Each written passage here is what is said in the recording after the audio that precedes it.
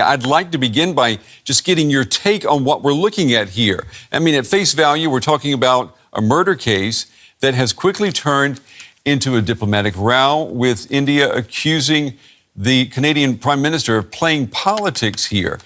Do you understand how this is possible? The only people playing politics here is India. Just today, the UK government, in addition to the US government yesterday, have both implored India to start taking part in the investigation. We have also heard through the RCMP's press conference on Monday and further statements from the Prime Minister of Canada and other ministers of his cabinet that this is not a simple diplomatic row between two countries engaging in an equal, morally tit for tat.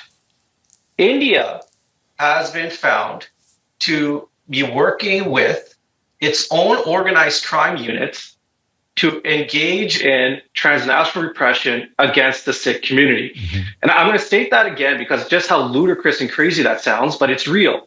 India has unleashed organized criminals and crimes and gangs in Canada to undermine the Canadian community, the Canada and the Sikh Canadian diaspora, with the intent of killing Sikh activists. Well, this is what we're dealing with in Canada right now. Well, there are a couple of things to unpack there, but let's assume what you're saying is true. What does that tell us then about the reach of what has been until now, seen as an emerging but still a regional power? I mean, India is behaving like it's one of the big boys, if you will, isn't it? Yeah, look, there's two big boy groups. There's the West, which includes countries like the UK and the US. And then there's countries like Russia and China and Iran, which have historically acted in this nature, engaging in transnational repression and foreign interference. This is India, a supposed democratic country, engaging in extrajudicial and extraterritorial violence against against Canada. This is a democratic country going rogue. They're engaging with what is nothing less than state-sponsored terrorism.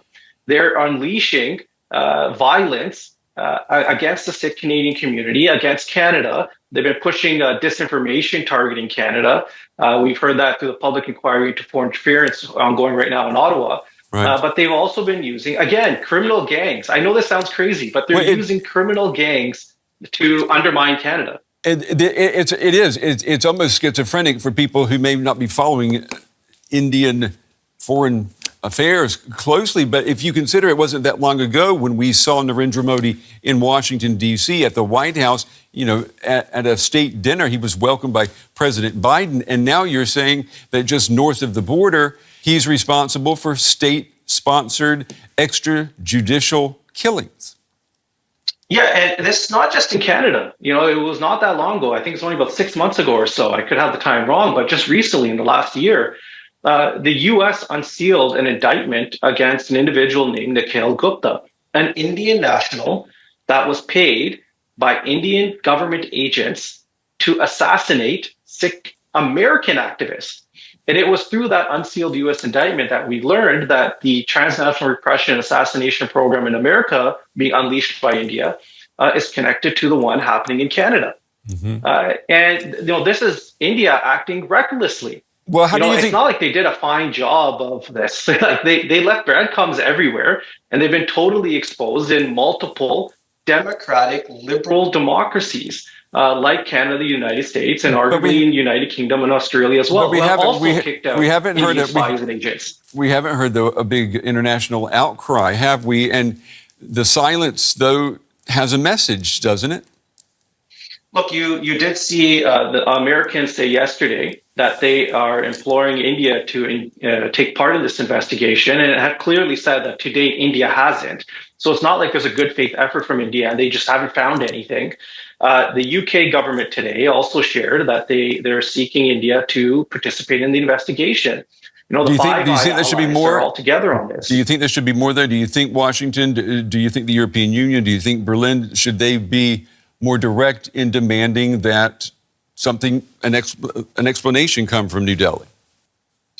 Yes, because by not pushing India on this and getting a response from India on this and getting a serious answer on this, what you're doing is you're enabling India to engage in this type of transnational repression across the Western world. That includes Europe.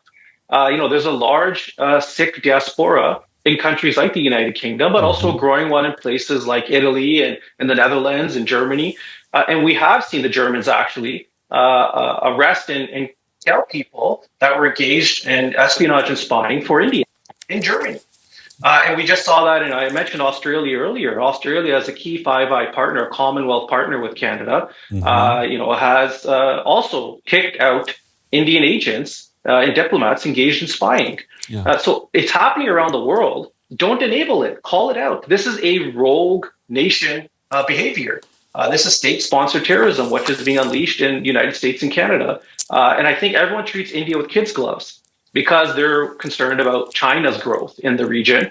And they want to see India as a bulwark. And they like to pretend that India is a fellow robust democracy.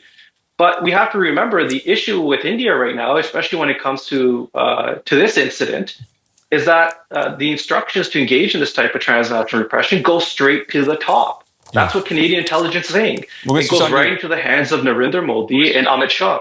We will definitely be following this story because I think that, as you just can tell by this discussion, that this is definitely going to get more attention as we move forward.